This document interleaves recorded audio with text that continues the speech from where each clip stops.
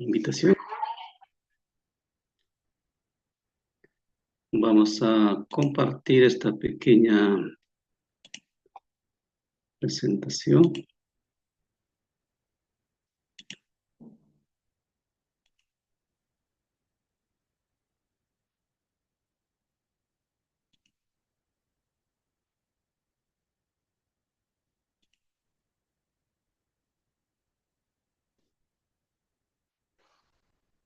Se puede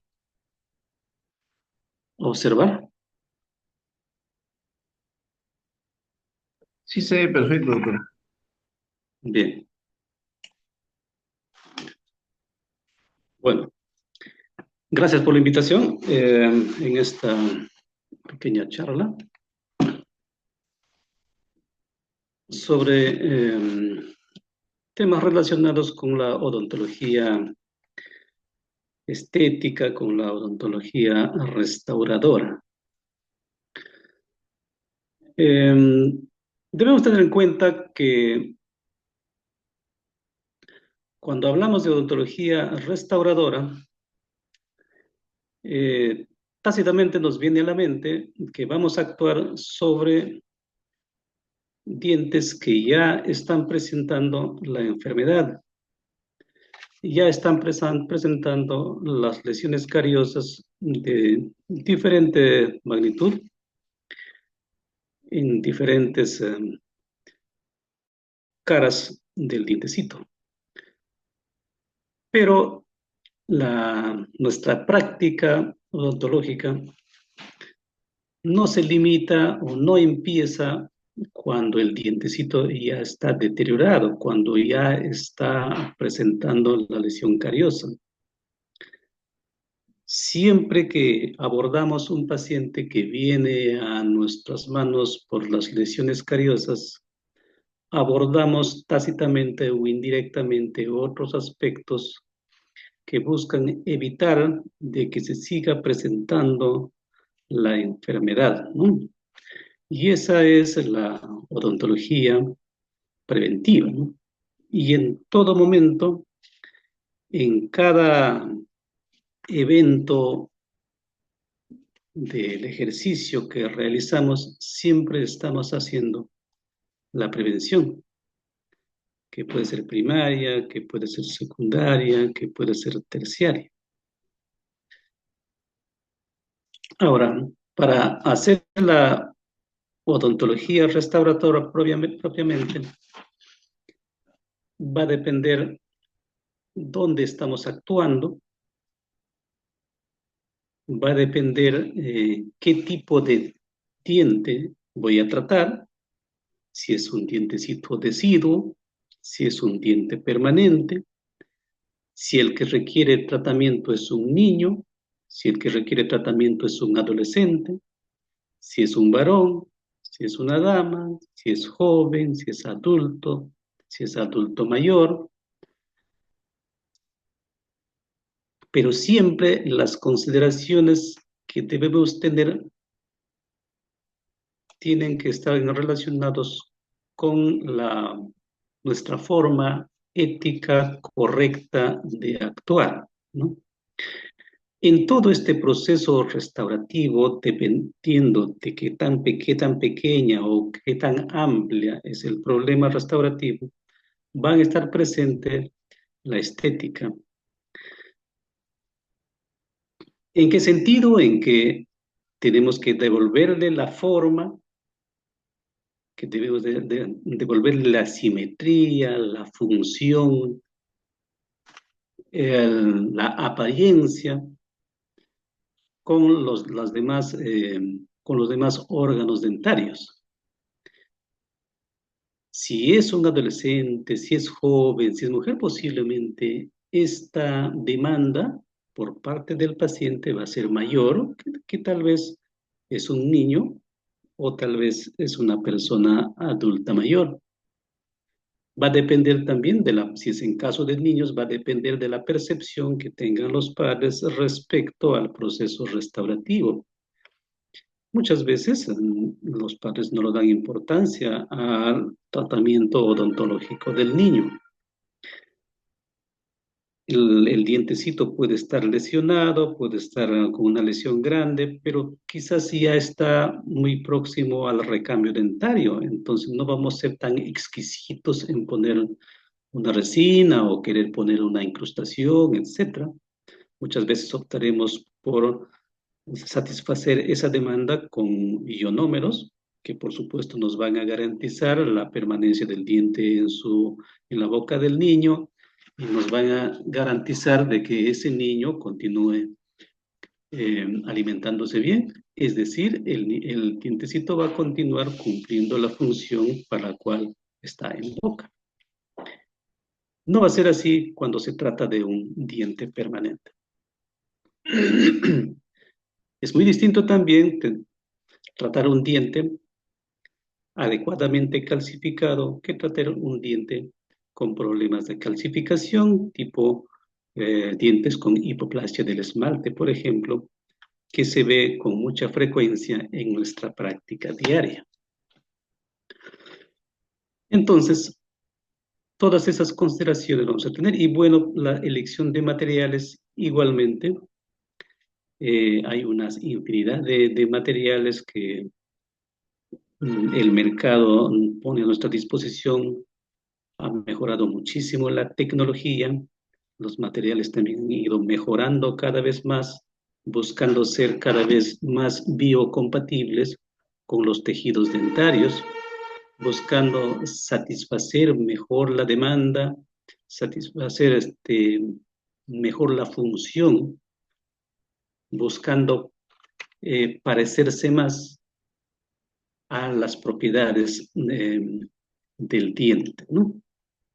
Muy bien, pero como les digo, nuestro quehacer empieza antes de la lesión y eso no podemos dejar de mencionar. A eso va mi charla en este día. ¿Qué podemos hacer antes de que se produzca la lesión? Y eso nos habla de la prevención. La prevención que debería ser fundamental, sobre todo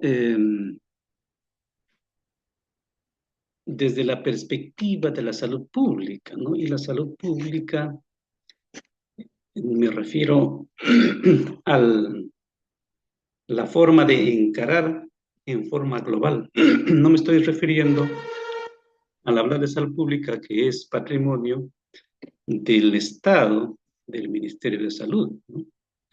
Si bien es cierto, el Ministerio de Salud es el ente rector de todo lo que es la salud pública, de trazar las políticas públicas en salud, en nuestro país también financia y ejecuta, ¿no? Pero como que la odontología no está muy integrada, los pocos odontólogos que ejercen la práctica no se van a dar abasto para todo, hacer todo lo que demanda aspectos relacionados con la odontología, ¿no?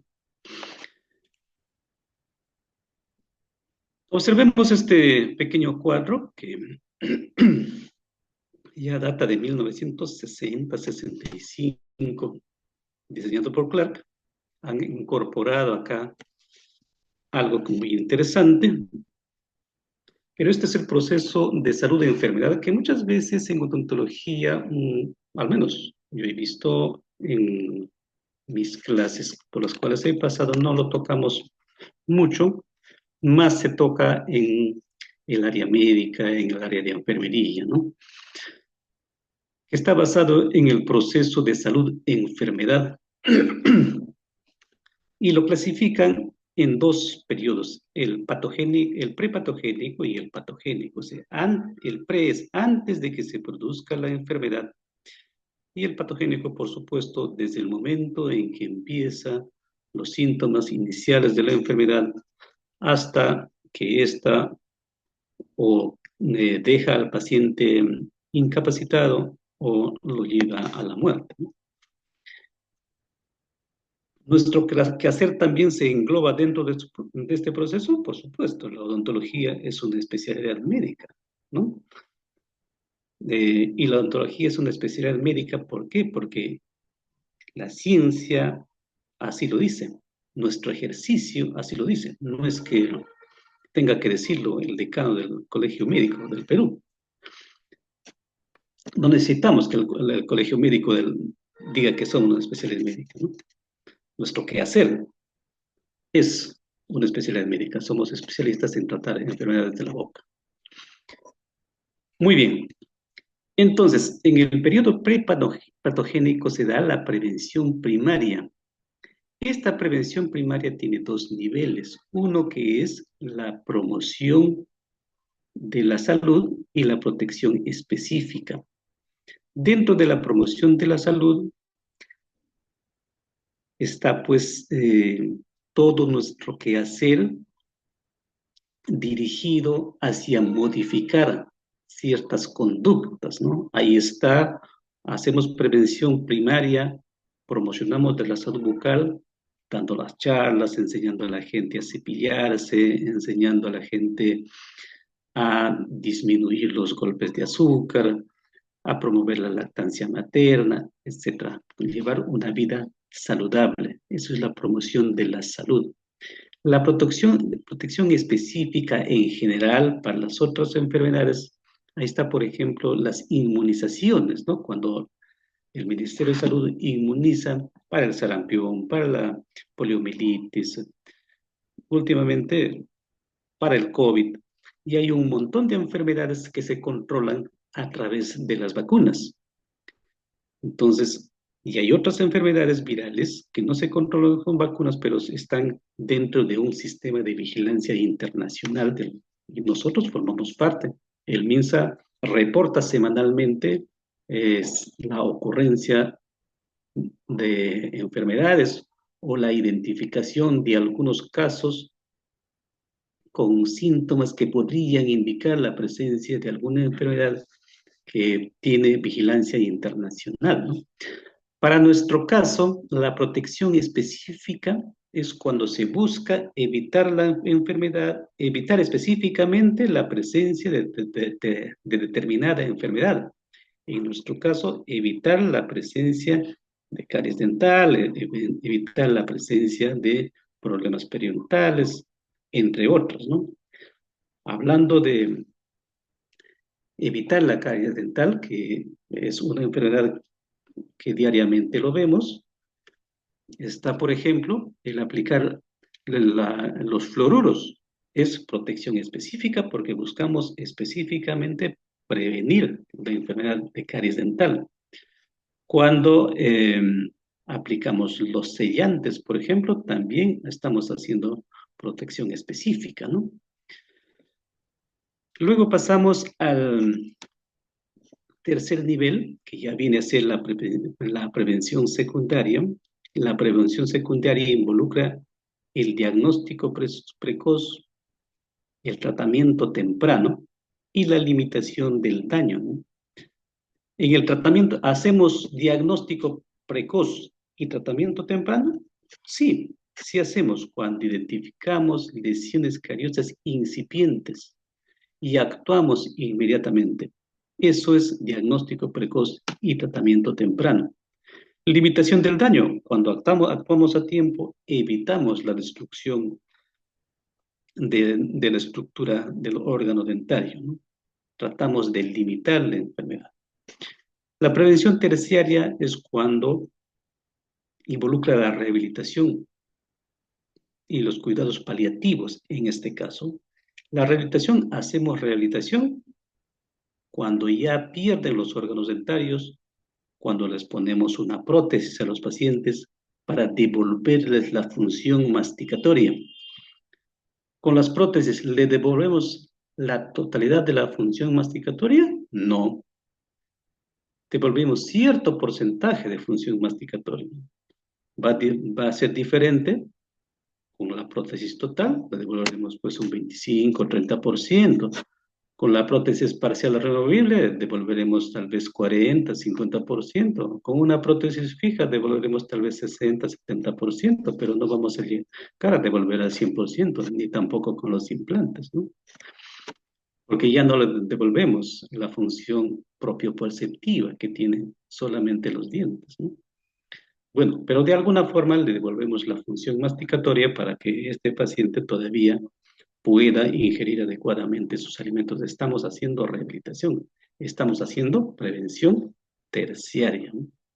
El tratamiento del dolor se refiere a cuidados paliativos, en este caso, cuando las enfermedades son crónicas, un poco que nosotros no estamos, quizás hay pocos casos ahí que desde el punto de vista odontológico estamos interviniendo más, interviene otras especialidades médicas, ¿no? Y acá, en este último, en la década anterior, más o menos 2013, 15, incorporaron la prevención cuaternaria, ¿no? ¿A qué se refiere la prevención cuaternaria? Es cuando hay presencia de síntomas, signos, pero no se puede diagnosticar adecuadamente la enfermedad. Entonces busca sobre todo evitar la iatrogenia, evitar adoptar tratamientos al azar sin estar seguros de cuál es el diagnóstico médico. Entonces, mm, hablando en cristiano, la medicina ha hablado posiblemente, y no es que posiblemente ha avanzado tanto, pero aún hay un sinnúmero de eventos que no son diagnosticables y por lo tanto no son tratables, ¿no? Entonces, muchas veces empieza el tratamiento al azar. Bueno, vamos a darlo a ver qué sucede. Pues hay una fiebre, no identificamos netamente el foco infeccioso, pero bueno, vamos a darle un antibiótico, algo habrá, ¿no? Pero no sale en el hemocultivo, no sale positivo los análisis de otras muestras, etcétera. Entonces, eso podría estar generando eh, perjuicio en vez de beneficio para el paciente. Entonces, eso es lo que debemos evitar, es la prevención cuaternaria. En los dientes, bueno, a mí en un caso me ocurrió y hasta ahora lo tengo el caso. Un molar, viene una señora o con un molar que la habían tratado en una institución X y me dice, desde el momento que me trataron, me hicieron mal la curación porque me duele constantemente cuando mastico. Bueno, entonces examino, percuto al diente, no había dolor, le tomo su radiografía, es un diente con una obturación pequeña, circunscrita al esmalte, que todos los demás componentes radiográficamente se ve muy bien, no hay alteración a niveles del espacio periodontal, no hay otras lesiones cariosas, etcétera, pero hay dolor. Entonces, conversamos con la paciente y la retiro la resina. Y era pequeña la resina, circunscrita al esmalte solamente. Y hay un punto, un solo punto que al presionar con el explorador siente dolor. Un solo puntito. Entonces, ¿qué hacer en esos casos? Explicarle a la paciente solamente, ¿qué atino yo? Que posiblemente haya pues tal vez un defecto de la cámara pulpar que termine pues en forma puntiaguda y que no sea tan evidente en la radiografía y que por ahí haya una prolongación nerviosa que esté produciendo. Pero eso es un solo punto y no hay más. ¿Qué puedes hacer ahí? Endodoncia. No puedes hacer endodoncia. Sería iatrogénico si lo hago la endodoncia por esa sola sintomatología, ¿no? Solo lo que hice es nuevamente restaurar el diente y bueno, conversar con la paciente, más o menos es que el escenario que yo encuentro y que no sería pues tributario de una endodoncia, etcétera, ¿no? Pero ahí está ya algunos años Ocasionalmente sigue refiriendo que en un solo punto donde llegue el alimento hay un dolor. No hay ni contacto prematuro, ya se ha aliviado todo eso. Bueno, pero es un escenario que se me presenta y me trae la memoria, o trae a la mente que si de repente yo para solucionar esa pequeña molestia lo haga una endodoncia y estaría haciendo una iatrogenia. Muy bien. ¿Desde cuándo empezar a prevenir? ¿Cuándo empieza la prevención? Desde mi punto de vista, la prevención debe empezar cuando la mamá decide tener un bebé. Inclusive antes de quedar embarazada debería pasar por su dentista y restaurar sus dientes que tuviera lesiones cariosas, una profilaxis adecuada y para que reciba la orientación pues, sobre su alimentación, etcétera, etcétera. De esa forma estaríamos primero mejorando la salud bucal de la mamá, porque todos sabemos que con el embarazo las mamás tienden pues a modificar sus hábitos alimenticios con incremento de alimentos que contienen azúcares añadidos y si tienen por ahí una pequeña lesión cariosa y seguro que terminan con el diente destruido porque en ese periodo de gestación tampoco podemos intervenir mucho y por los X factores que conocemos. No podemos tomar radiografías, aunque podría tomarse con protección, ¿no? Pero eh, se presenta todo un escenario adverso desde el punto de vista restaurativo de las lesiones cariosas, ¿no? Entonces debería pasar por su dentista. Y además, para enseñarle cómo debe hacer la higiene bucal del bebé cuando éste nace, qué prácticas no debería realizar para garantizar una salud bucal adecuada del bebé, consecutivamente para garantizar una salud dental adecuada del bebé. Entonces, debemos tener en cuenta que los dientes son órganos que se forman en el mismo proceso de la organogénesis que experimenta el, el producto de la gestación, ¿no? Se dice que entre la sexta y séptima semana empiezan a formarse los órganos dentarios, ¿no? Ahí es donde empiezan a diferenciarse, eh, ya cuando se tienen los procesos maxilares, empieza a diferenciarse el estomodeo y se forman los botones eh, que van a dar lugar a los órganos dentarios, ¿no?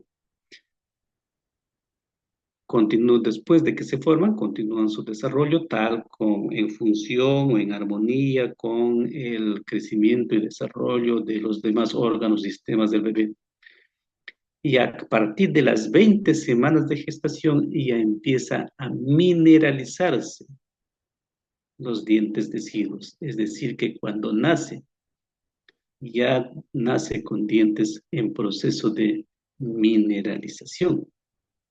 Para los 6 meses, cuando empieza a erupcionar los primeros dientecitos, esos dientecitos ya se han mineralizado la totalidad de sus coronas, ¿no?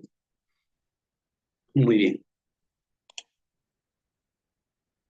Este es más o menos el gráfico, la secuencia de eventos que experimenta el dientecito hasta su formación total, ¿no? Primero se forma en la lámina dental, se forman pues los botones, ¿no? Los brotes, 10 brotes en el maxilar, 10 brotes en la mandíbula, y de allí empiezan a formarse. El esmalte se va formando a partir del ectodermo. y los demás tejidos, como la dentina, la pulpa, son formados o se forman a partir del mesodermo. Entonces, si se produce algún evento adverso con la salud de la madre en este proceso de gestación, así como se afectan algunos órganos y sistemas, también puede afectarse el proceso de formación del diente. Entonces, si tenemos algunas anomalías en los dientes, posiblemente nos lleve a pensar que hubo alguna alteración en la salud de esa gestante, ya sea la alimentación, ya sea estrés, enfermedades febriles, bacterianas, ingesta de antibióticos, etcétera, que van a influir en la formación adecuada del diente. Muy bien. Este es otro esquema tomado de Wöhler. Cómo se observa el proceso de formación de los dientecitos, ¿no? A los 5 meses en el útero, esto es a los 7 meses, todo este periodo en el prenatal. En el nacimiento ya observen los incisivos inferiores están muy próximos a la erupción. A los 6 meses, más o menos una variación de 2 meses, ¿no? Ya empieza a erupcionar los incisivos centrales inferiores, ¿no? A los 9 tenemos la erupción de los laterales inferiores y los centrales superiores, y así por el estilo. Al año de edad ya tenemos erupcionados los incisivos e inclusive en proceso de erupción del primer molar deciduo. A los 16 meses, más o menos, casi 18, ya se tiene ya erupciona el primer molar deciduo. O sea, quiere decir, esto es importante, ¿no? Mientras no tiene dientes para poder masticar, entonces la dieta se modifica, ¿no? Le dan unas papillas bien aplastaditos, etcétera, ¿no? Entonces, se busca garantizar, según la política nacional, se busca garantizar, estimular la lactancia materna exclusiva hasta los 6 meses, ¿no? Para garantizar una alimentación adecuada, etcétera. Y a partir de los 6 meses ya se incorporan otros alimentos, precisamente porque todavía no tiene molares para poder masticar. Entonces se modifica la consistencia de los alimentos para que pueda ingerirlos. Pero a partir de los 16, 18 meses, cuando ya tiene su primer molar deciduo, ya puede masticar, ya puede triturar, ya se debe incorporar otros alimentos más semisólidos o sólidos bien cocidos. Y a los 24 meses, más o menos 24, 28 meses, ya tiene los 20 dientes deciduos que todo niño debería tener. Entonces, ya puede ingerir los alimentos de la olla familiar. Ya no es necesario modificar la consistencia. Y acá sucede algo interesante, ¿no? Que siguen administrándole comida blanda, continúan administrándole papillas, y eso hace de que el niño se haga perezoso, no aprende a masticar sus alimentos, no aprende a triturar sus alimentos.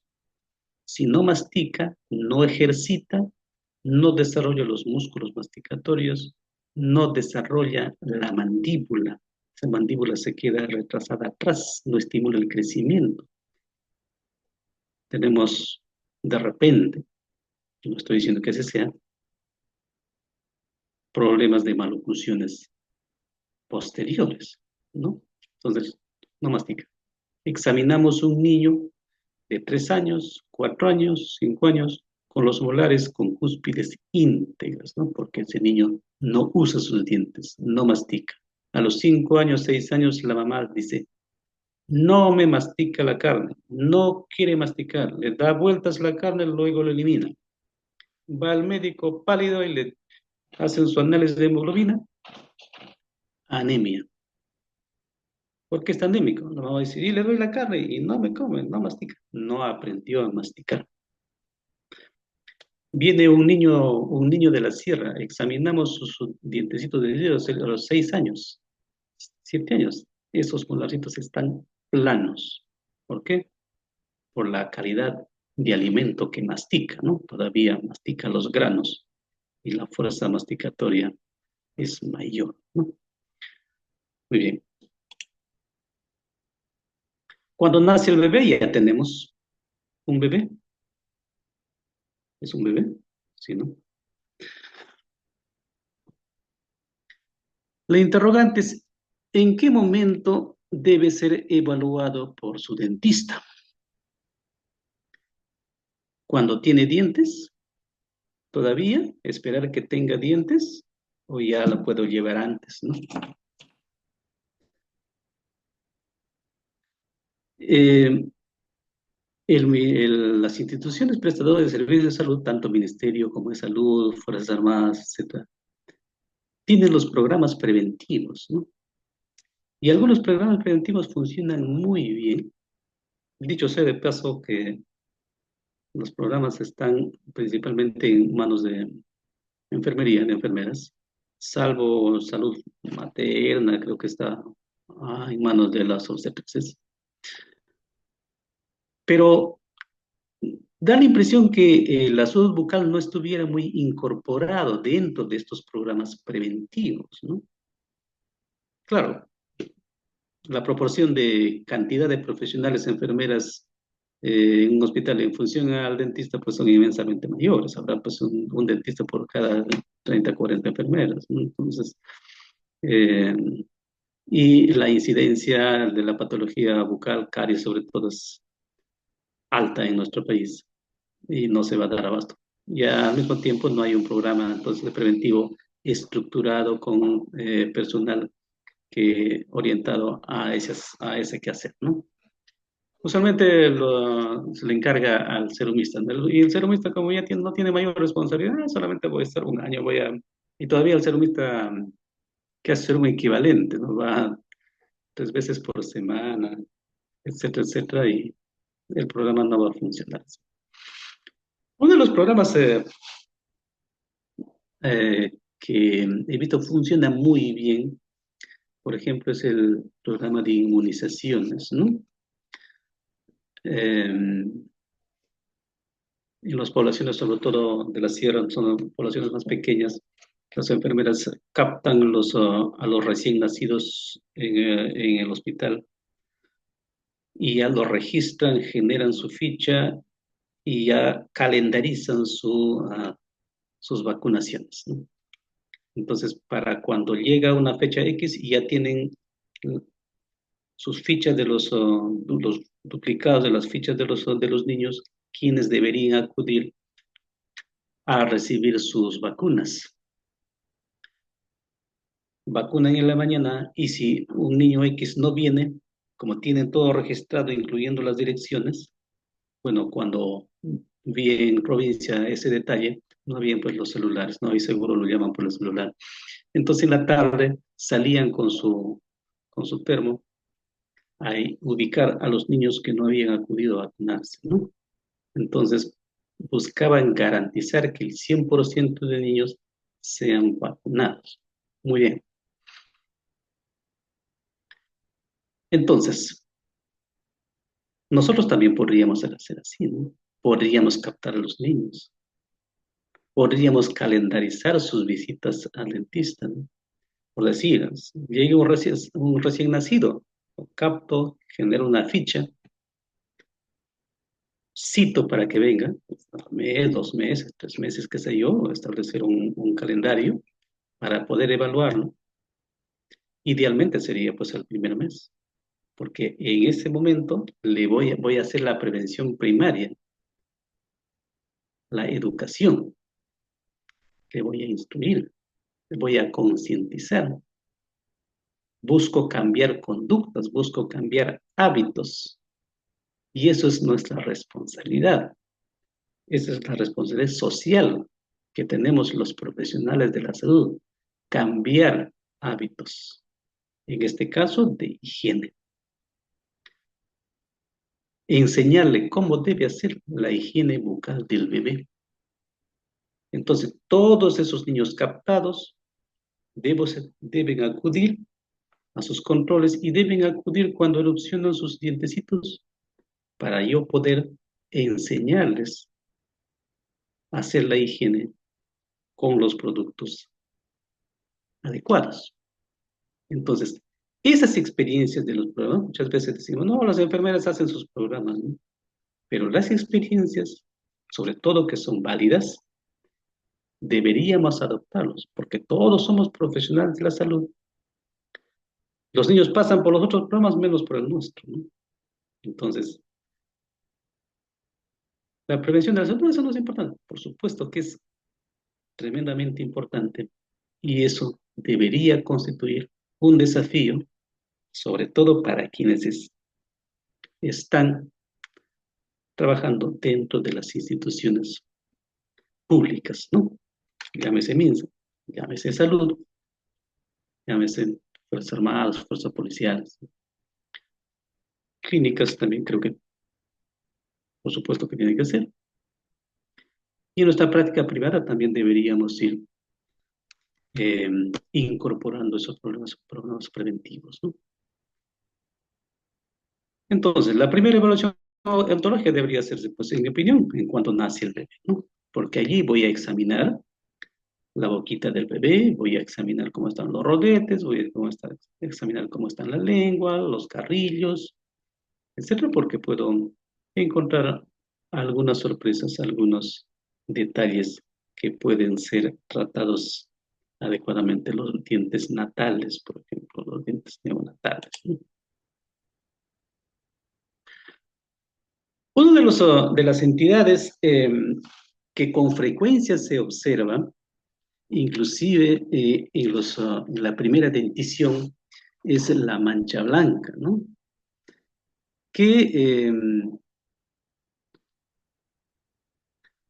es preocupante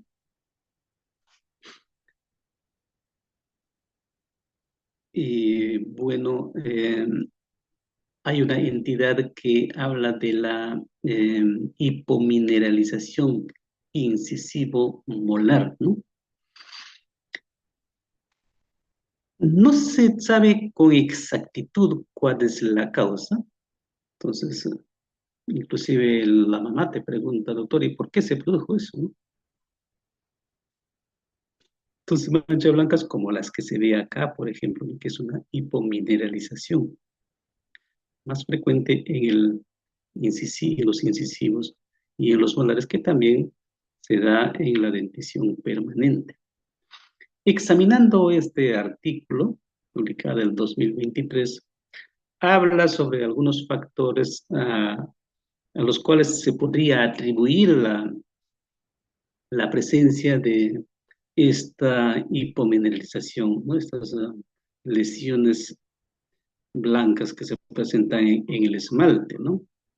Hace referencia, por ejemplo, a un proceso inflamatorio que podría estar asociado al bisfenol A.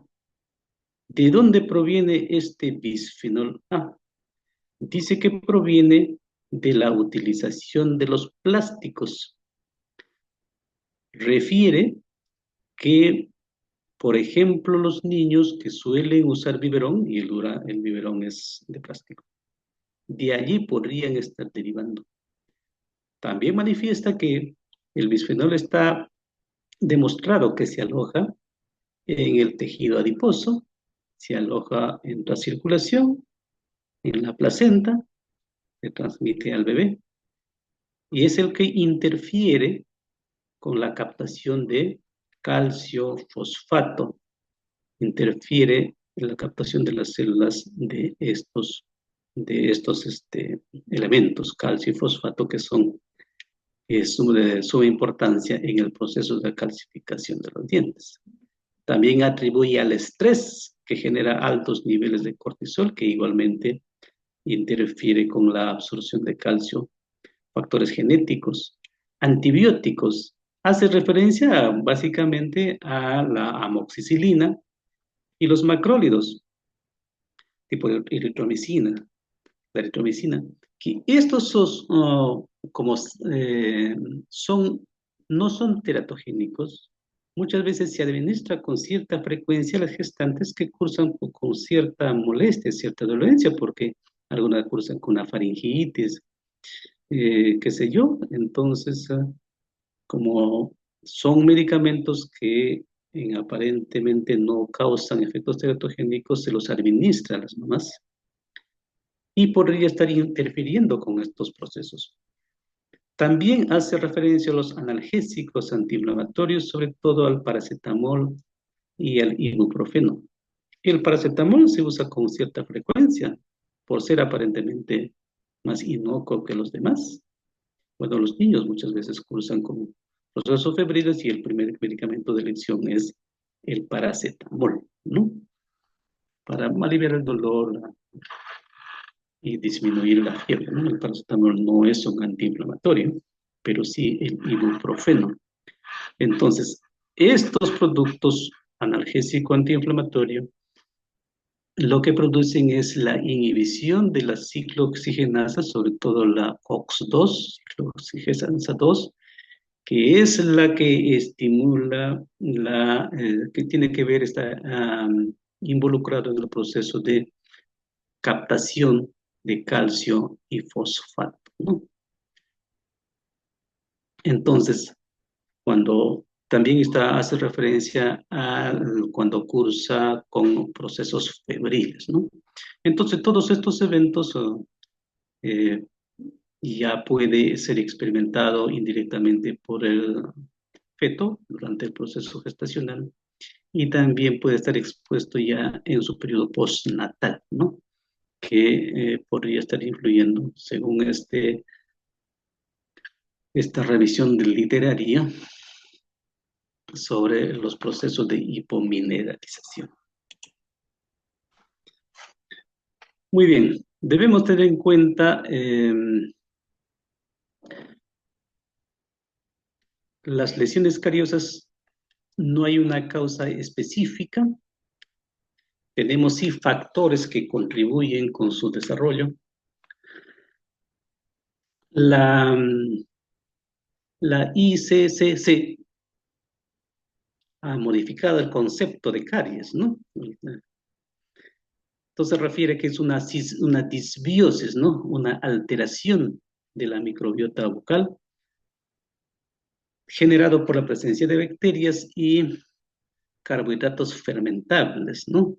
O sea, azúcares simples, azúcares añadidos, que generan pues la pérdida de minerales de la estructura del diente, dando como resultado la cavitación, o sea, la caries, lo que llamamos caries, ¿no? Entonces, está presente los hábitos alimenticios, la presencia de azúcares y la higiene, ¿no? Por supuesto que si no hay higiene, va a haber acumulación de placa y acumulación de placa es prácticamente bacterias, colonias de bacterias que se van desarrollando, ¿no? Quienes están en el mayor riesgo, entonces, partiendo de estos factores, nacen los protocolos, ¿no? Se desarrollan los protocolos. Y justamente teniendo en cuenta estos detalles, ¿no? Independientemente del tipo de protocolo que yo pueda observar, mi sentido común dice que si un bebé no toma lactancia materna y está tomando leche en biberón, habría que preguntarse si está tomando con azúcar o no, y usualmente está recibiendo con azúcar añadido.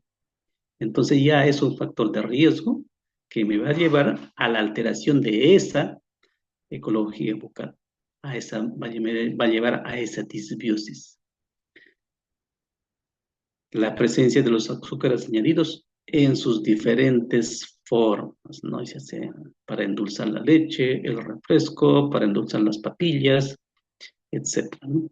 Y la falta de higiene oral. Si no hago una higiene oral, si no genero el hábito de higiene desde el principio, ese niño no va a poder generar una costumbre de cepillarse los dientes cuando este sea más grandecito y voy a tener problemas de caries dental. Entonces, a lo que le quería mencionar es de que, bueno, antes de mencionar lo que quería, bueno, los procesos de esta ingesta de azúcares añadidos, esta ingesta de dietas ricas en carbohidratos fermentables, esa falta de higiene me va a llevar a alteraciones de los procesos de desmineralización y remineralización. Dicho sea de paso que este proceso de desmineralización y remineralización se generan constantemente en nuestro medio bucal, ¿no?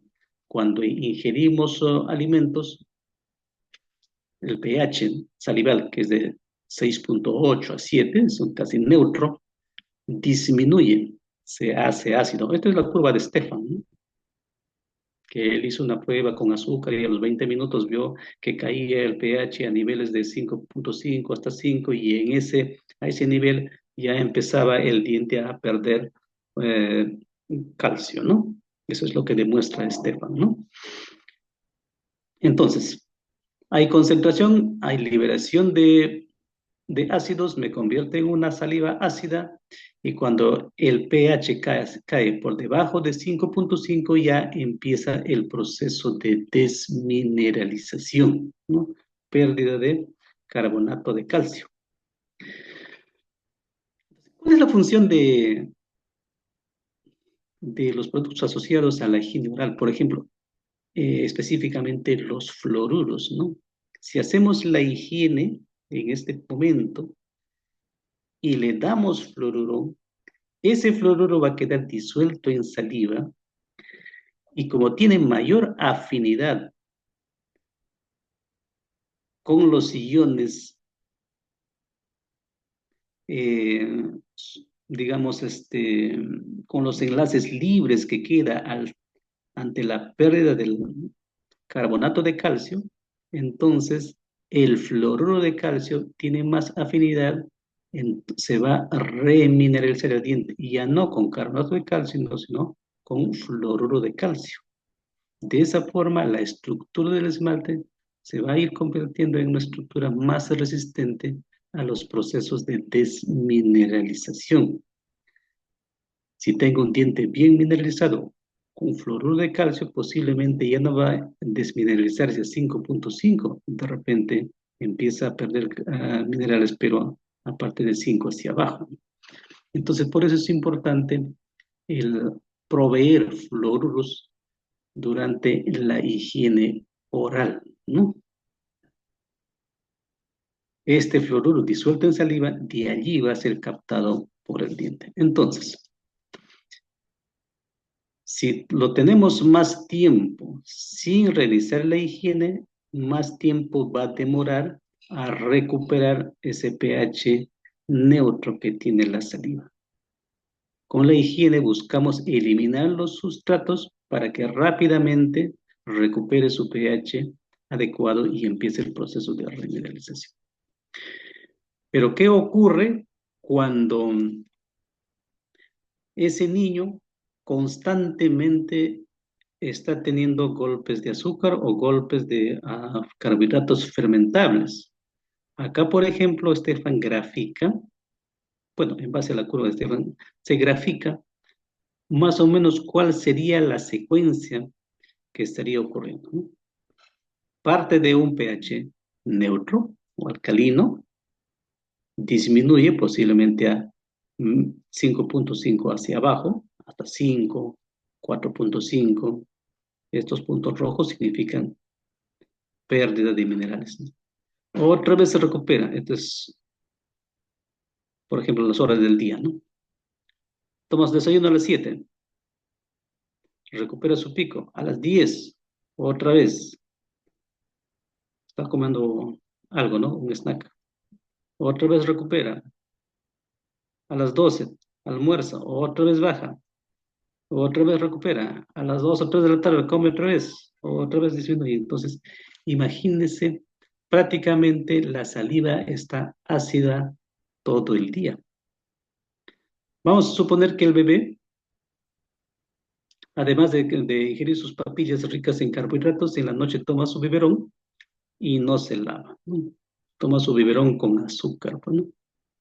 Entonces, prácticamente las 24 horas vamos a tener una saliva ácida, o sea, los dientecitos sumergidos en un medio ácido.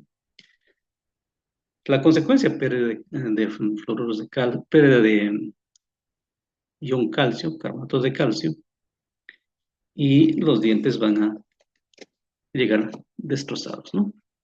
Y tenemos las caries de infancia temprana.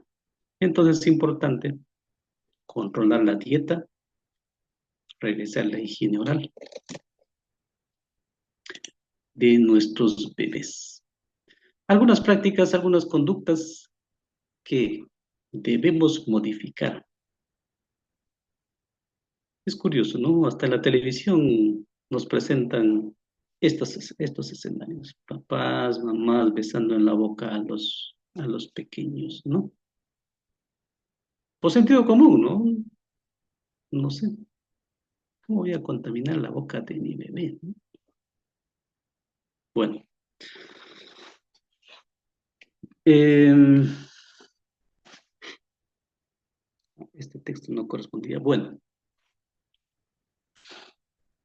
si bien la ICCC refiere que la caries no es una enfermedad infecciosa, no es una enfermedad transmisible, pero las investigaciones demuestran que sí hay una transmisión vertical y horizontal de bacterias, entre ellas las productores de caries dental, ¿no? Está demostrado. ¿De qué forma? Cuando besan a la bebé en la boca, ¿no?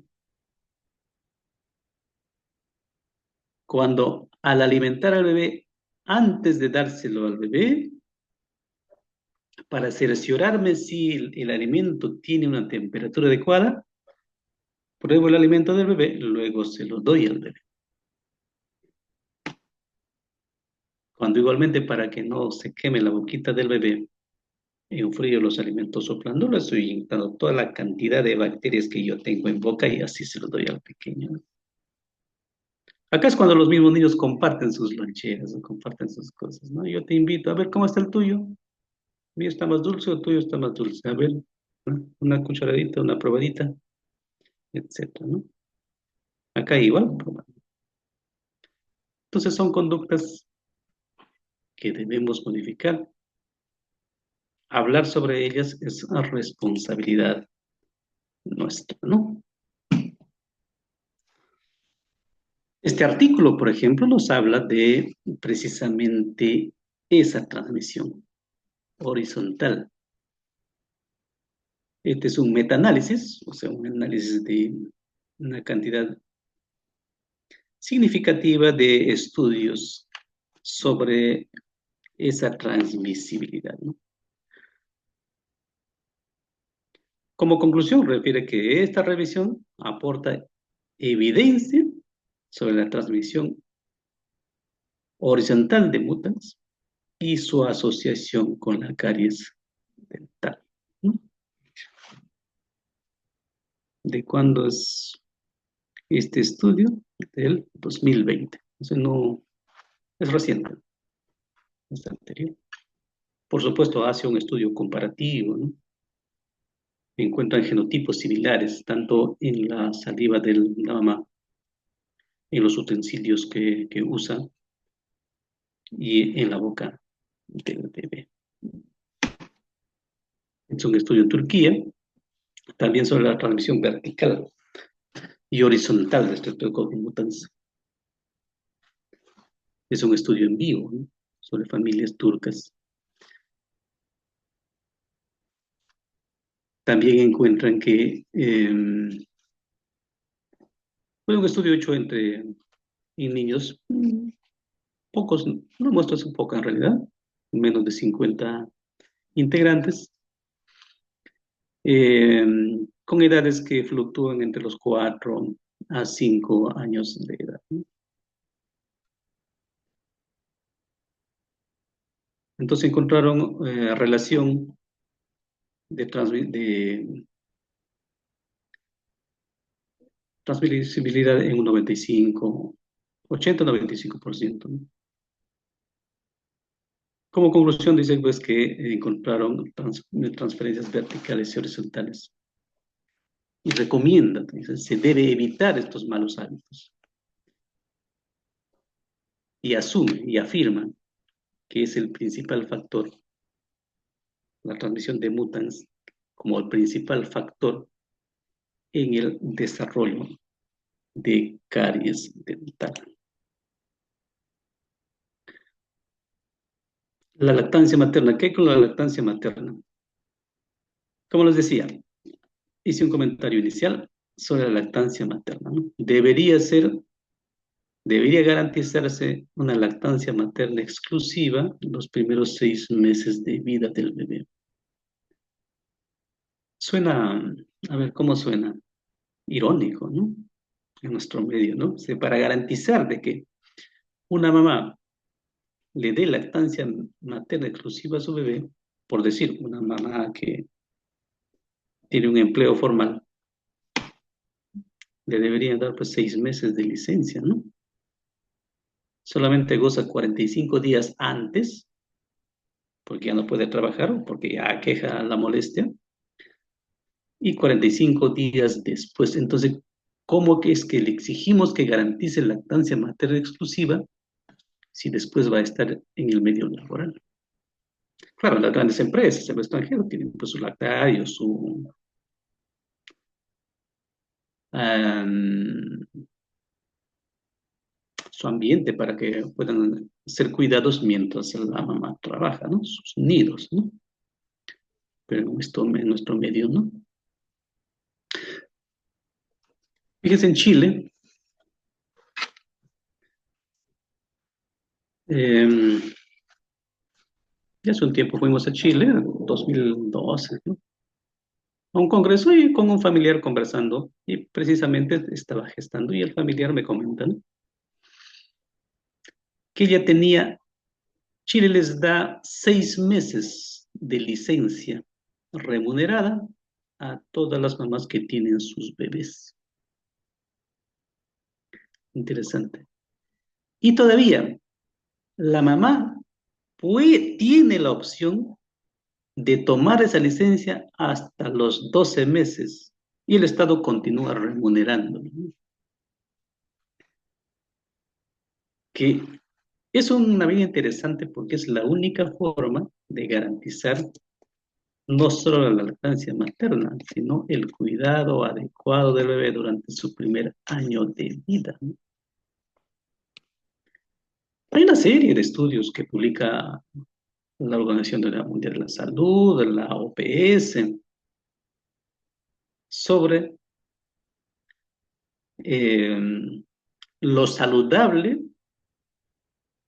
que son los niños cuidados enteramente por la mamá, ¿no?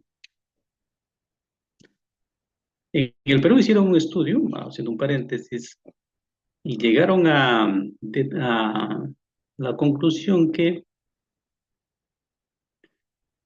los niños o los jóvenes que logran mayores estándares, mayores niveles de instrucción, provienen de madres con mayores niveles de instrucción. Tiene una correlación positiva.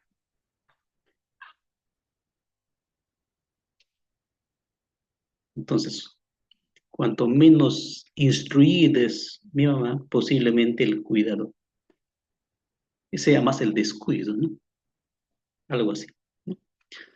Por eso se da mucha importancia a la instrucción de la mamá, a la alimentación de la mamá, al beneficio, a ciertos beneficios que debe tener la mamá, porque niño pequeño, niño, bebé, el cuidado del bebé recae casi 100% en manos de la mamá es quien lo da teta, la mamá es quien lo cuida, El papá puede ser muy participativo, hay muchos, yo no lo fui, pero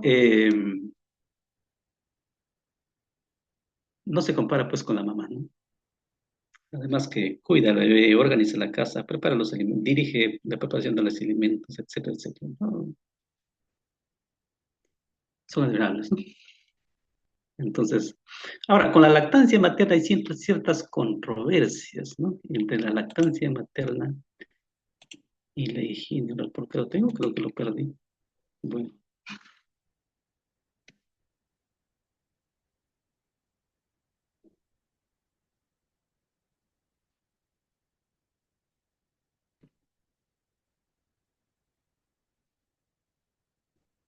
bueno, se me fue una... bueno, vamos a seguir, ¿eh? Creo que tenía una diapositiva que quería comentarles, pero se me fue. Bueno, vamos a continuar. Con respecto a la lactancia materna y la higiene oral y la higiene precoz, ¿no? Lo que promovemos, por ejemplo, que el bebé cuando nace ya debe realizarse la higiene oral con una gasa envuelta en el dedo para limpiar tanto los rodetes como los fondos de los carrillos, ¿no? Se envuelve la gasita humedecida en agua hervida tibia o fría, se envuelve sobre el dedo, por supuesto, puesto la mano bien limpia. Si tienes guantes mejor. Se introduce el dedo en la parte lateral derecha, se limpia el fondo de los carrillos, luego se contornea el rodete superior, fondo de carrillos izquierdo, luego la parte inferior y luego la lengua. Este ejercicio debería hacerse por lo menos 2 veces al día, a partir del primer mes de nacido del bebé. Con eso eliminamos los restos de leche que pueden quedarse en el fondo de los carrillos, fortalecemos con cierto masaje los rodetes del bebé, pero además generamos el hábito de la limpieza.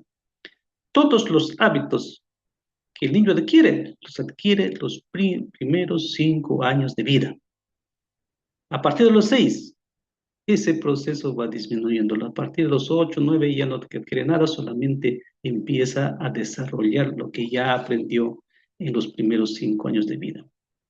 Por eso, si se quiere tener hijos respetuosos, orientados al trabajo, etcétera, etcétera, generemos esos hábitos en los primeros 5 o 6 años de vida. Nuestros hábitos de limpieza le tenemos que generar desde que nace el bebé. De tal manera que cuando traiga a consulta los 3, 4, 5 meses o 6 meses, cuando ya tengo que aplicar los fluoruros, hacer una higiene con pastas fluoradas al bebé, al dientecito del bebé, tenga la colaboración del bebé y ya no sea pues huraño, ya no se muestre reacio a ese proceso, ¿no? Pero hay la controversia que algunos refieren que la leche materna tiene pues anticuerpos que tienen que interactuar con el tejido blando de los rodetes de la cara y de esa forma ir generando sus propias defensas, etcétera, etcétera, ¿no? Por eso refiere que no debe ser muy frecuente, ¿no? Puede ser 1 o 2 veces por día, pero debe limpiarse, ¿no? Muy bien. Este es un artículo publicado en la revista de Odontopediatría de este, la Asociación Latinoamericana de Odontología Pediátrica, justamente evalúa la lactancia materna exclusiva, compara la lactancia materna exclusiva, la lactancia mixta, el uso de teta y biberón, y los que usan netamente biberón, ¿no?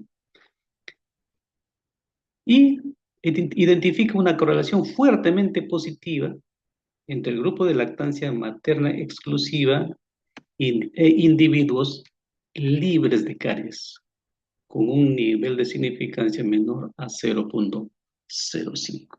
Entonces, según este artículo, la lactancia materna durante los primeros días parece ofrecer una protección contra la caries. Eso es lo que afirma este artículo.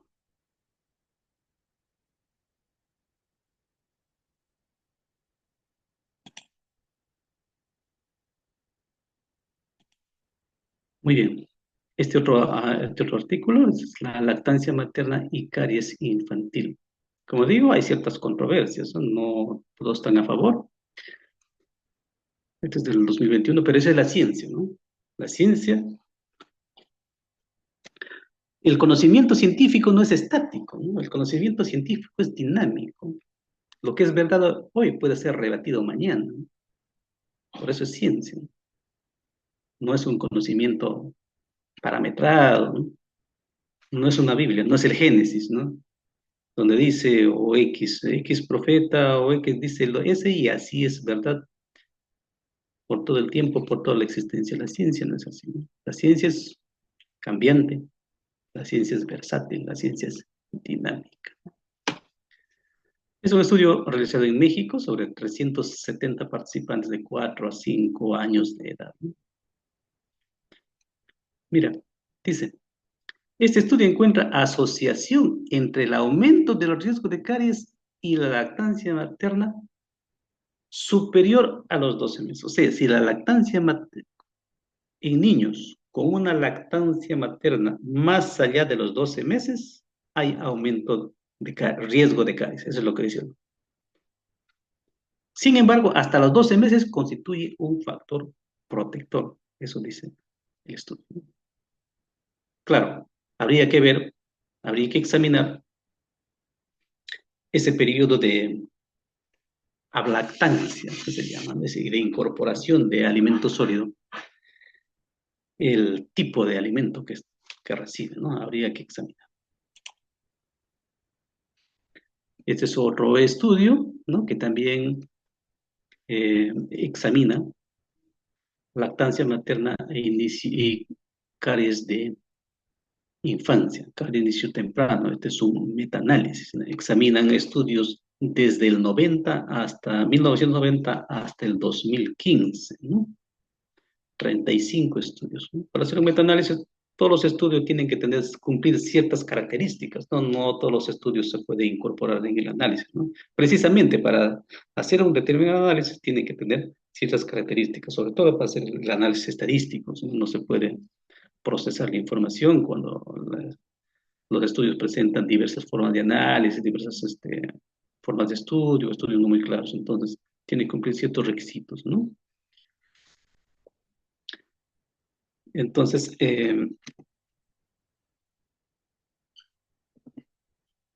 involucraron 73.401 participantes entre 0 a 71 meses, ¿no? 73.000 es bastante, ¿no? Es una población gruesa. Concluye que la lactancia materna en cualquier momento puede proteger a los niños de caries dental temprana y que la duración de la lactancia materna mayor o igual a 12 meses podría estar asociada con el riesgo de caries dental. También. Este es un metaanálisis, ¿no? Interesante. Bueno, acá lo tenía. Higiene bucal del bebé. ¿Cómo debe hacerse? Bueno, ya hablamos desde qué momento debe hacerse. ¿A qué hora estamos? Ah, tenemos tiempo. Con una gasa humedecida en agua hervida tibia o fría, envuelta en un dedo, siguiendo la rotación que realizan las manecillas del reloj, ¿no? Una rotación en este sentido, ¿no? Fondo de carrillo, rodete superior, fondo de carrillo, rodete inferior, ¿no? Un masajeo, juego un poco con el bebé, limpio la lengua y mantengo limpio.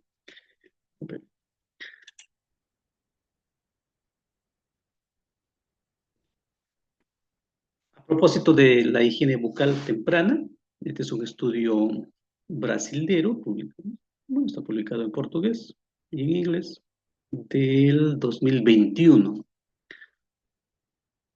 ¿Qué nos dice? Este también es un artículo de revisión, ¿no? Claro, los artículos de revisión pues, nos examinan, ¿no?, artículos originales, ¿no?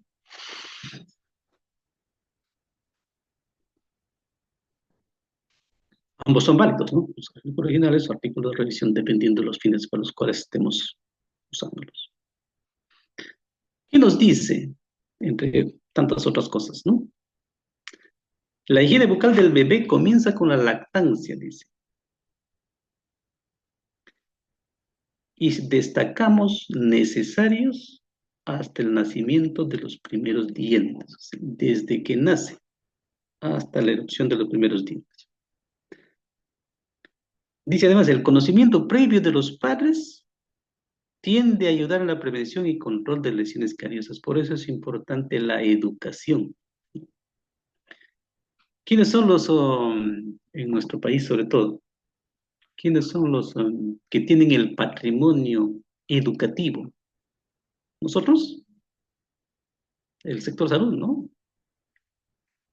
Quienes educan son los docentes. Entonces, deberíamos enseñar a los docentes todas estas cosas sencillas, por supuesto, pero que pueden tener un impacto enorme en la salud de nuestros niños y en la salud de la población, porque los niños no se van a quedar niños.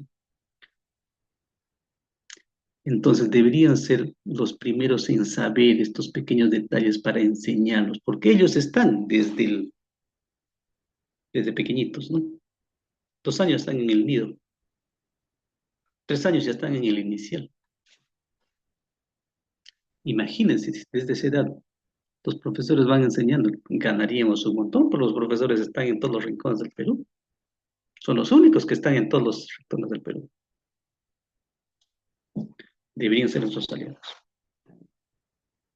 En caso de los bebés, se utilizan almohadillas, o sea, son dedales siliconados, ¿no? Para los dedos.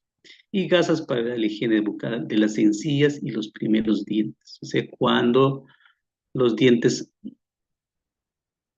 hace referencia a los dientecitos que no son molares, no tienen cúspides, no tienen fosas, fisuras, ¿no? Sino son caras libres lisas como son los incisivos, ¿no? Incisivo canino.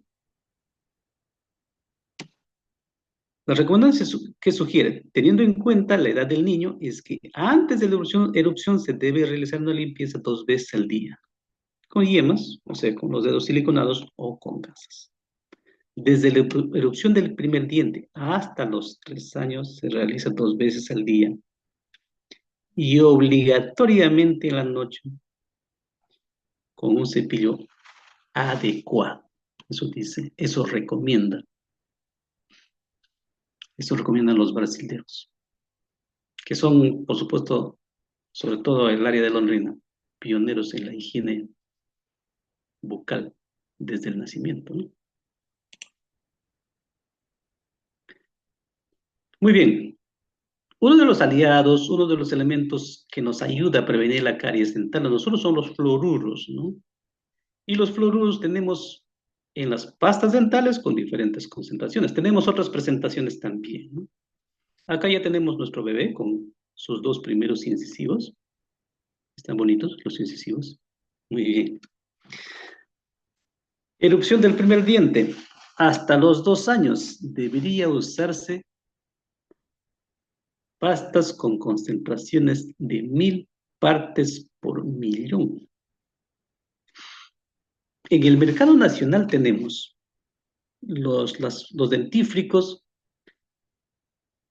para niños, entre comillas, que tienen más o menos 250, no, perdón, 500 partes por millón de flúor, ¿no? Pero se ha demostrado que eso no es efectivo. Además que nosotros tenemos altos índices de caries, ¿no? Niños menores de 72 meses tienen más o menos 80-90% de caries, ¿no? Entonces, el índice de caries es altísimo. En alguna ocasión escuché una charla en televisión, un colega decía, no, deberíamos usar pastas sin fluoros, en países tales, tales, utilizan pastas sin fluoros, ¿no? Pero deberíamos preguntarnos, pues, esos países, cuáles son sus índices de caries, ¿no? nosotros no podríamos darnos el lujo de utilizar pues pastas. Muy bien. Las pastas entonces con concentraciones de flúor debe usarse desde que erupcionan los primeros dientes. La concentración de flúor debe ser de 1000 partes por millón. Y eso debe usarse hasta los 6 años de edad. La frecuencia del cepillado refiere 2 veces por día, por lo menos después del desayuno, y nunca debe irse a dormir sin lavarse los dientes. Lo que hay que variar es la cantidad. Para niños menores de 2 años, dice, debe ser tan pequeñita como el tamaño de un grano de arroz. Entonces esto lo puedes aplicar o con un cepillo o tu casa humedecida, pues, ¿no? Envuelta en tu dedo, igualmente en una pequeñísima cantidad como un granito de arroz, y con eso se frota al dientecito por dentro y por fuera, luego lo limpias y se acaba el asunto. Porque los fluoruros están indicados principalmente para aplicar de forma tópica, no debe ser deglutida, no debe ser tragada, ¿no? Porque es tóxico, ¿no? Claro, varían las concentraciones, no vamos a encontrar discusiones cuánto es la cantidad tóxica, etcétera, pero en general es tóxico. Es solamente para aplicación tópica. Muy bien. Cuando el niño tiene entre 2 a 6 años de edad, continúa con 1000 partes por millón, 2 veces por día, y la cantidad es del tamaño de una arveja. Es la arveja pequeña, ¿no? Porque hay las grandes. Muy bien. Y para mayores de 6 años, ya puede usar la de 1450 partes por millón. Y colocar la cantidad de crema dental en forma transversal. O acá aparece una gota, ¿no? Una gota un poco grande, ¿no? Pero no en toda la extensión longitudinal del cepillo porque es excesivo, ¿no? Ahora,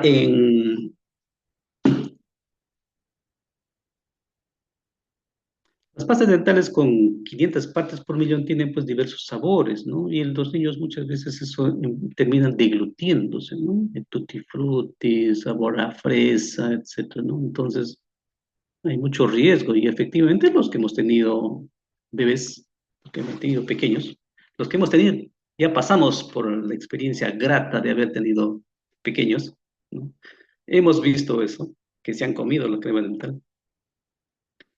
Entonces, no garantiza de que no se coman. Muy bien. Tenemos presentaciones de fluoruros o tenemos otras presentaciones de fluoruros, pero esto ya es para un manejo profesional, ¿no? Para un manejo nuestro, ¿no? Las cremas dentales son para el uso por el público en general, ¿no? Tenemos el fluorofosfato de sodio de 1,23%. Hay otro también un neutro, ¿no? Creo que es 2%, un poquito más de concentración, ¿no? Más o menos te provee 12.300 partes por millón. Este fluoruro, este gel, debe ser aplicado pues con cubetas, ¿no? Pero eh, tiene el inconveniente que como no debe ser deglutido, entonces debemos garantizar una aspiración constante, lo cual quiere decir que no podemos utilizar en las comunidades donde no contamos con un sillón y no tenemos una aspiración constante. Entonces necesariamente tiene en consultorio.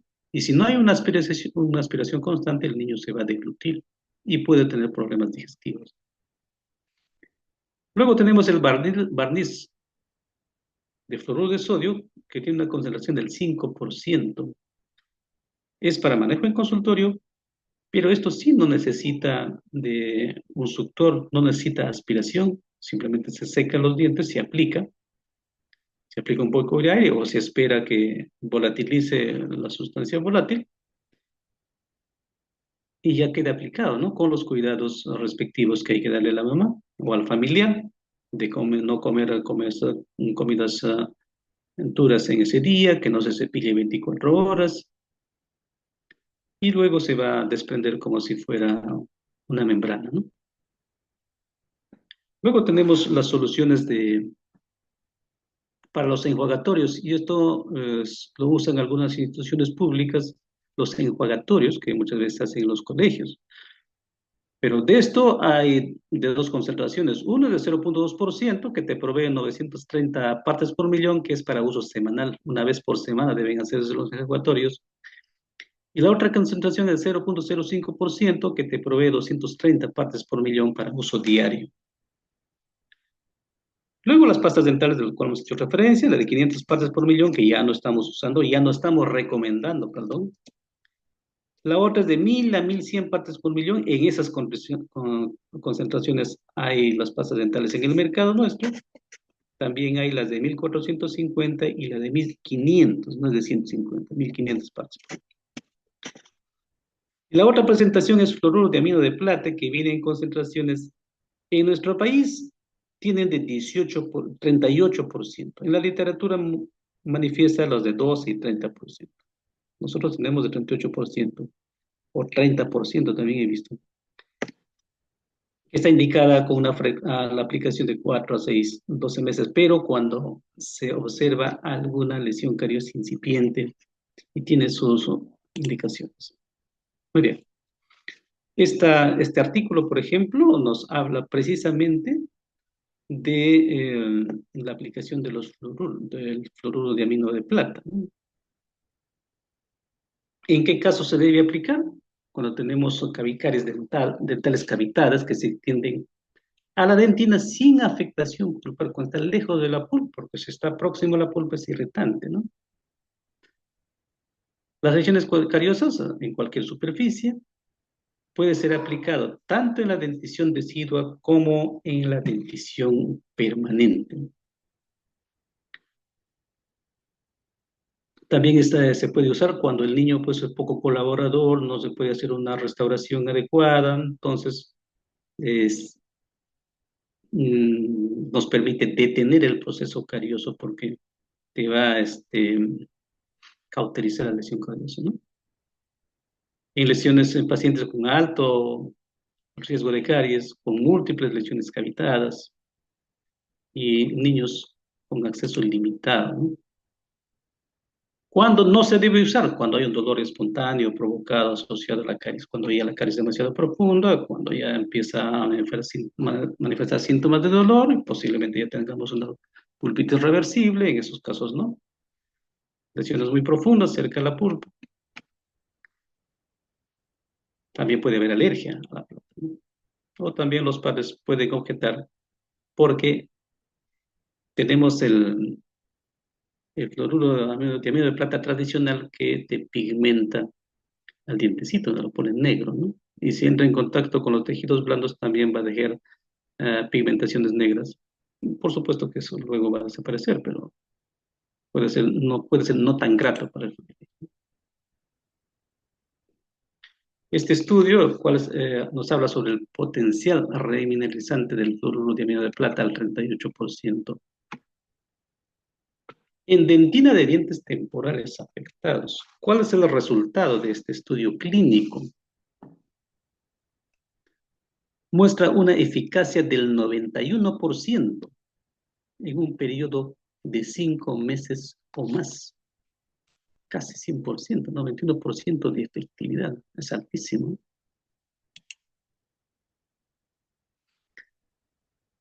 Tenemos un nuevo producto, ¿no? De fluoruro de amino de plata. No estoy promocionando la marca, pero existe ese producto que últimamente, hace algunos años, está en el mercado peruano, el Rivastar, que viene en 2 frascos. El contenido de esto es, pues, el primer frasco, el más pequeño, está el fluoruro de plata, ¿no? El fluoruro de amino de plata. Y el segundo frasco contiene ioduro de potasio. ¿Cuál es cuál es la ventaja? ¿Por qué se usan ambos frascos, no? Es que el segundo frasco, primero se aplica el primer frasco y luego el segundo. El procedimiento es el siguiente, ¿no? Se seca los dientes, se aísla, se seca la lesión donde vamos a aplicar, se aísla. Bueno, también es un desensibilizante, se puede aplicar en los cuellos de los dientes donde ya hay cierta sensibilidad, ¿no? De lo cual quiere decir que se puede usar en adultos, ¿no?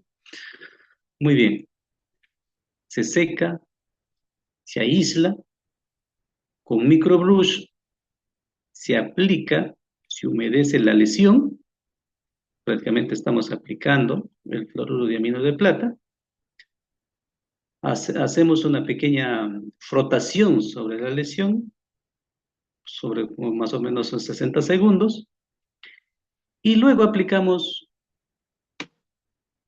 2 gotitas de iodouro de potasio. Este iodouro de potasio va a hacer que no se pigmente el área donde fue aplicada el fluoruro de amino de plata. Luego se seca y se puede aplicar su ionómero de vidrio, ¿no? En caso de dientes deciduos. Entonces evita de que se pigmente la restauración.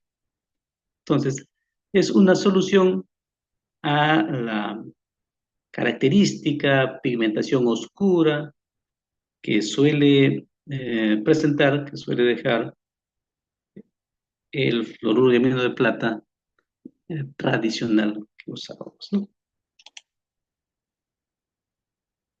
Otro producto que nos permite controlar la carga bacteriana bucal es el xilitol.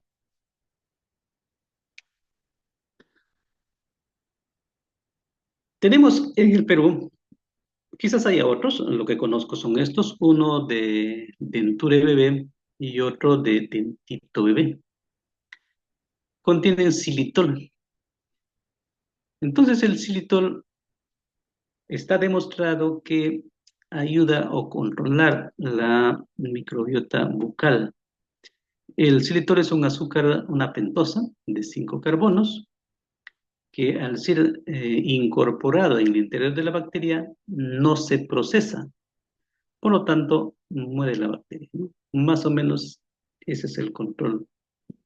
De esa forma nos permite hacer un control bacteriano con el xilitol, que también puede usarse en los bebés. Sería muy ventajoso, por supuesto, si además tendrían fluoruros, ¿no? Pero no lo tienen, ¿no? Solamente contiene xilitol. Pero nos permite controlar la carga bacteriana responsable de los procesos cariosos. Este xilitol lo producen inicialmente o naturalmente algunos vegetales. Los primeros estudios sobre el efecto anticariogénico datan de 1970, específicamente en Turco, en Finlandia, se llevaron estudios y demostraron de que tiene un efecto anticariogénico al disminuir la carga bacteriana. Desde esa época en adelante se han continuado realizando los estudios, actualmente ya se produce en forma industrial, ¿no? En ciertos países se usa como edulcorante, ¿no? Y se presenta como edulcorante natural, como edulcorante para las comidas y también en caramelos, ¿no? También hay estudios de control de la caries dental mediante el uso o el consumo de caramelos de xilitol. Este estudio nos habla sobre la efectividad del xilitol en la reducción de la caries dental en niños, ¿no? Es una revisión sistemática eh, que estudia pues, el efecto anticariogénico del xilitol. Hay una infinidad de estudios, algunos también hay algunas controversias, ¿no? Esta revisión sistemática examina la efectividad del xilitol en la incidencia de caries en niños que mostró un tamaño del efecto pequeño, ¿no? En ensayos controlados, aleatorizados, y una calidad muy baja de la evidencia que hace que la acción preventiva de caries sea un poco incierta, ¿no? A esa conclusión llega este estudio, ¿no? Hay otros estudios que demuestran lo contrario, esto por ejemplo, efecto de la goma de mascar. Ahora, con las gomas de mascar la concentración es un poco alta, 8 gramos, 10 gramos, ¿no? Este estudio nos dice que la goma de mascar con silicol presentó disminución estadísticamente significativa sobre los niveles salivales de Streptococcus mutans en comparación con la goma de mascar sin xilitol.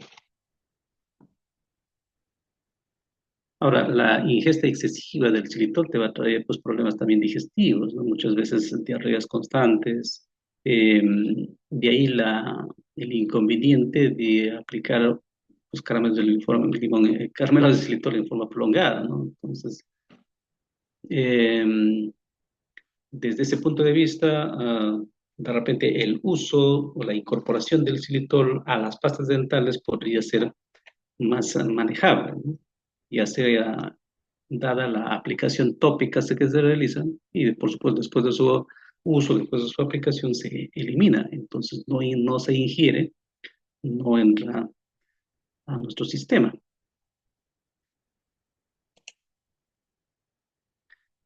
Eh, hay múltiples estudios in vitro.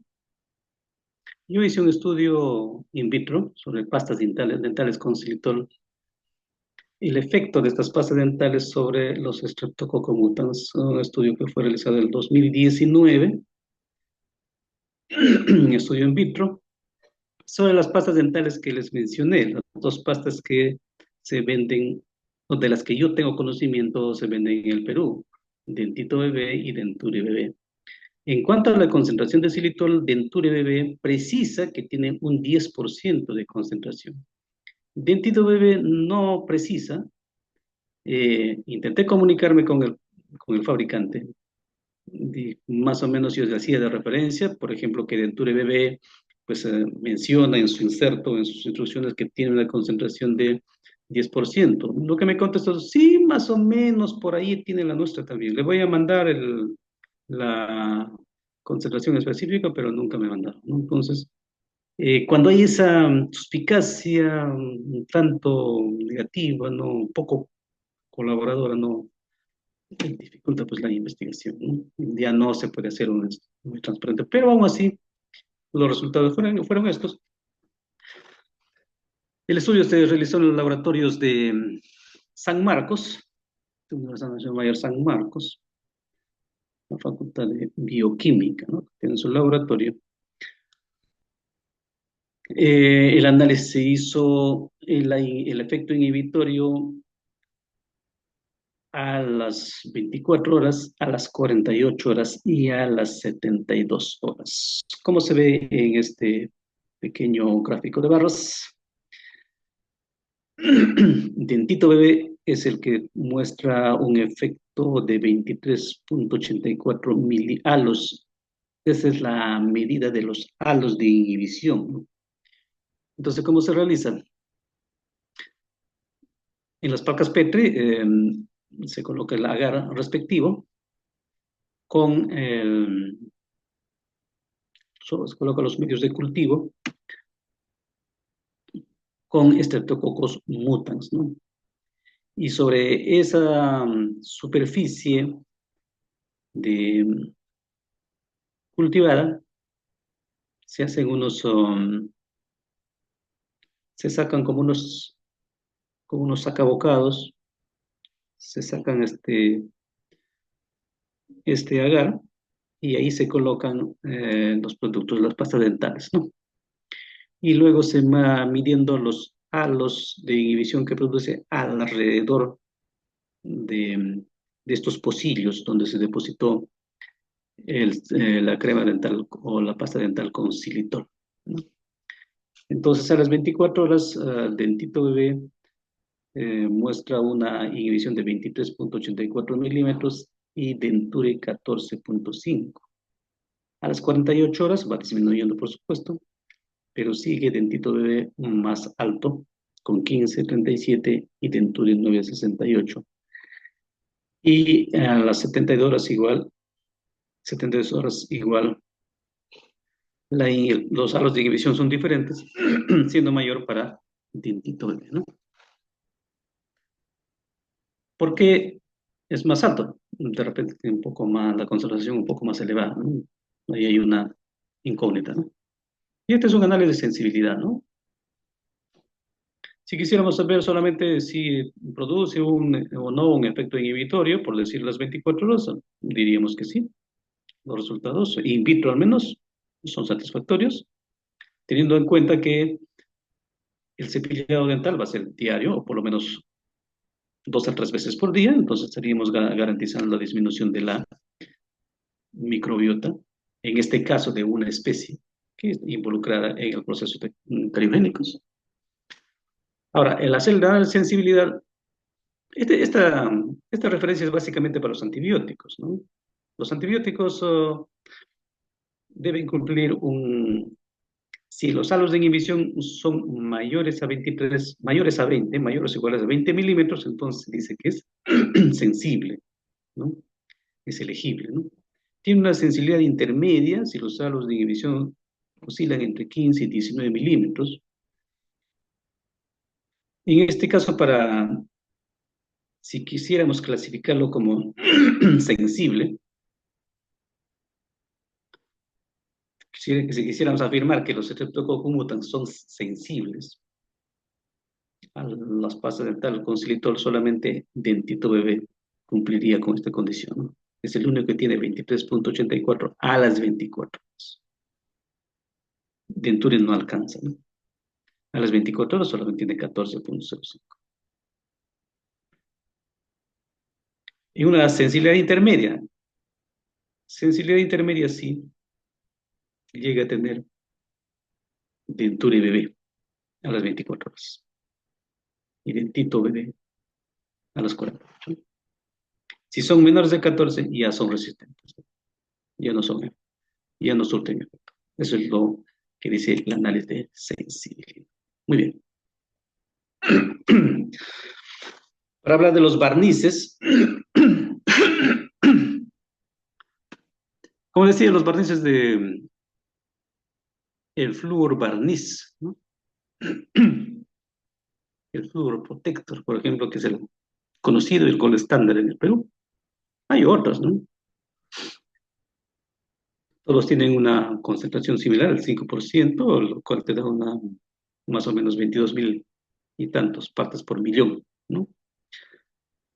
Aplicados según los riesgos de caries, pero considero que este es el más ventajoso para aplicar inclusive en las comunidades donde no tenemos un sillón, no tenemos un equipo de succión, porque me va a permitir controlar de que no sea deglutido, ¿no? Que es lo más importante.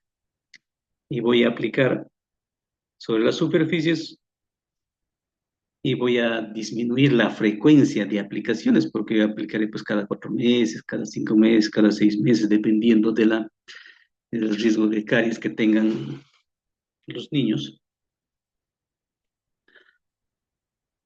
Acá tenemos un estudio, un artículo de revisión sobre el efecto del barniz fluorado, la reducción de caries entre niños y adolescentes, ¿no? Un estudio publicado en 2020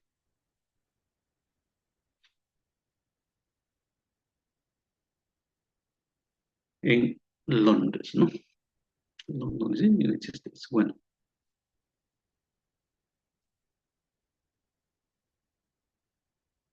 ¿qué nos dice, entre otras cosas, este artículo? Dice que la eficacia, la facilidad de aplicación y su seguridad hacen que los barnices de flúor tengan una ventaja sobre otros tipos de tratamientos tópicos con flúor, como los geles y los enjuagues, ¿no? Ya hablamos sobre los geles, o sea, los riesgos de deglución, de ingesta que presentan por parte de los niños es alto, ¿no? Me consta porque cuando era alumno hacíamos las fluorizaciones con cubeta, ¿no? Y por supuesto no era en sillón y no tenía construcción, simplemente lo poníamos y durante 2 o 3 minutos, y seguro se deglutían con sus saliva los niños, luego decíamos elimina y no te enjuagues, solo elimina la saliva, etcétera, etcétera, ¿no? Y se debe aplicar primero un maxilar y después el otro, no simultáneamente arriba y abajo, ¿no? Al menos la literatura sugiere, ¿no? Que, por ejemplo, primero pongamos la cubeta con flúor en los dientes mandibulares, esperemos 3 minutos, con succión continua, se retira, se elimina y luego se aplica en la cubeta superior, igualmente se aplica sobre los dientes, espera 3 minutos, con succión constante y luego se le recomienda que no se cepille, por supuesto, y que solamente elimine la saliva, ¿no? Que no se enjuague. Entonces, de esa forma estamos garantizando que el flúor no sea diglutino, ¿no? ¿Qué dice la ADA, la Asociación Dental Americana? Respalda los beneficios del uso de los fluoruros, ¿sí? Para detener o revertir las lesiones no cavitales en casi todas las áreas del diente. Y dice que la comunidad dental en general debería implementar las aplicaciones de barniz de flúor en niños con mayor entusiasmo. Está recomendando la Asociación Dental Americana el uso de barnices, ¿no? Los enjuagatorios son. La concentración es baja, pues, ¿no? 220 partes por millón, 200, sí, 200 partes generalmente por millón, generalmente. El protocolo es bajo, ¿no? De todas maneras, podría ayudar, dejas los iones de flúor disuelto en saliva, pero si ya te estás cepillando con una pasta florada, un poco que ya no tendría sentido los enjuagatorios, ¿no? Entonces, los enjuagatorios, sobre todo, lo están haciendo para las campañas, para aplicación en poblaciones grandes, en colegios, por ejemplo. Pero podrías aplicar la concentración que te permita aplicar una vez por semana, ¿no? Si es la concentración de 0,02%, tendrías que aplicar el diario y eso no es posible, ¿no?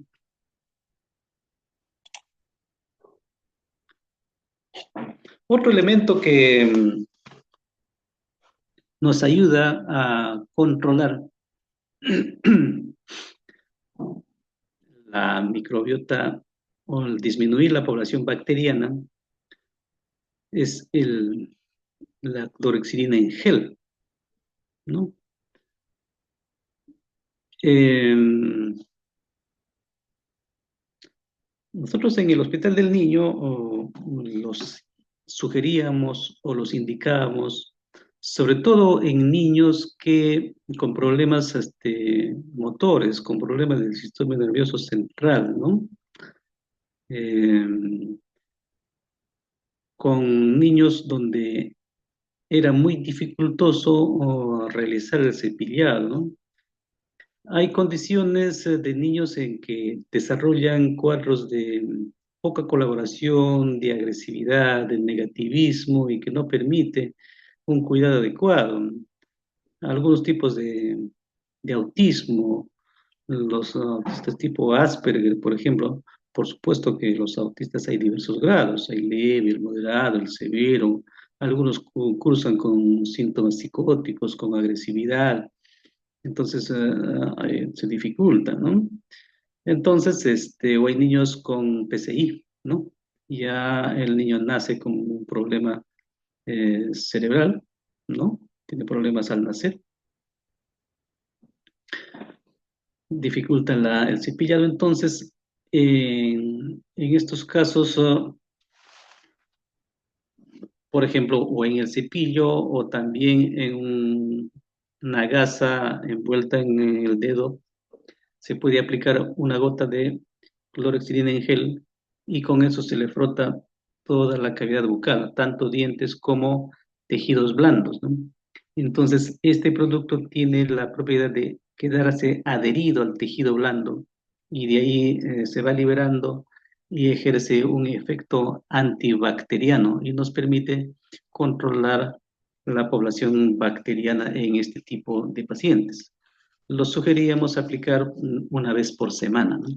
Y se puede aplicar 2 a 3 meses, después de repente descansar 1 o 2 meses y volver a aplicar, ¿no? Entonces, mantener esa rutina y nos va a permitir eh, trabajar de esta forma. Hay diversas marcas, por supuesto, yo los he encontrado algunas que he encontrado en internet, pero la que sí comercializa con el nombre de Peribite, ¿no? Es el más conocido en nuestro medio. Los otros no lo sé, pero esto sí, el Peribite es comercializado en nuestro medio. Según la literatura, está recomendado para tratamientos de afecciones gingivales, periodontales y para aquellos sometidos a cirugías dentales que necesitan una regeneración. Eh, claro, cuando hay dificultad para abrir la boca, para hacer la higiene en cirugías dentales, ¿no? Puede ser terceras molares, qué sé yo, ¿no? Como les decía, se debe aplicar con una cantidad de gel con la yema de los dedos y masajear suavemente la encía. Y elimina pues los gérmenes causantes de la placa bacteriana. Su acción es rápida y mantiene su efecto durante largo tiempo. Hay que ver que no sea alérgico. Si sea alérgico a la clorhexidina, entonces por supuesto hay que evitar. Bueno, finalmente los otros aliados en la prevención de las lesiones cariosas son los sellantes, ¿no? Los sellantes iodoméricos y también optamos por los sellantes resinosos. Al menos que le habla opta por poner sellantes resinosos, sobre todo con sellantes ionoméricos en dientes deciduos, ¿no? En dientes de leche, donde la fuerza masticatoria es menor y va a soportar la masticación del bebé, del niño. Pero también hay que estar evaluando constantemente porque tienden a fracturarse con la masticación. Por supuesto, está en relación a la consistencia de alimentos que ingiere el pequeño, ¿no? Entonces, al año, por ejemplo, van a llegar muchas veces fracturados. Si comen comida blanda, posiblemente no. Entonces hay que estar eh, recolocando nuevamente porque muchas veces al fracturarse ya dejan espacios cavitados donde hay acumulación de placa y ya constituye un factor retentivo en vez de un factor protector. Entonces la evaluación es constante. La indicación para mamá siempre va a ser que constantemente o por lo menos cada 6 meses venga a su control para evaluar, hacer una evaluación general de la boca del niño y bien específicamente en los sellantes que han sido colocados. En los dientes permanentes opto por colocar resina fluida. La ventaja de los ionoméricos es de que van a liberar constantemente flúor. Y al haber presencia de fluoruros en boca, también van a hacer absorber estos fluoruros que posteriormente van a ser liberados a la saliva y de ahí servir como elemento de remineralización para los dientes. Esa ventaja no la tengo con las resinas, ¿no? La resina fluida no me provee fluoruro, no me capta fluoruro, pero es más resistente a las fuerzas masticatorias. Las fuerzas masticatorias de un niño con dentición permanente ya va a ser mayor y un sellante ionomérico se va a fracturar con mayor facilidad. Desde ese punto de vista, la resina me ofrece una mejor resistencia a la fuerza masticatoria. Muy bien, eso es todo lo que quería presentarles. Creo que me quedó corto el tiempo, muy largo el tiempo, pero bueno, las disculpas por de repente dejar un tiempo libre. Les agradezco por haberme escuchado y ofrezco mis disculpas, de repente tenían otra expectativa, pero me parecía importante tocar estos aspectos relacionados con la prevención de una enfermedad que enfrentamos los odontólogos y a través de las décadas no se ha podido combatir. Gracias, profesor.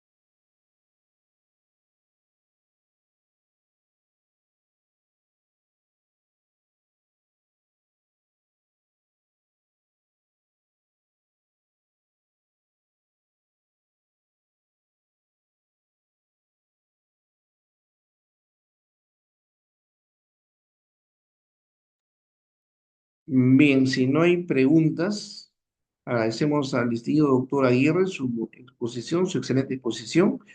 Le agradecemos a los participantes y al ponente y esperamos tenerlo en una próxima oportunidad. Muchas gracias.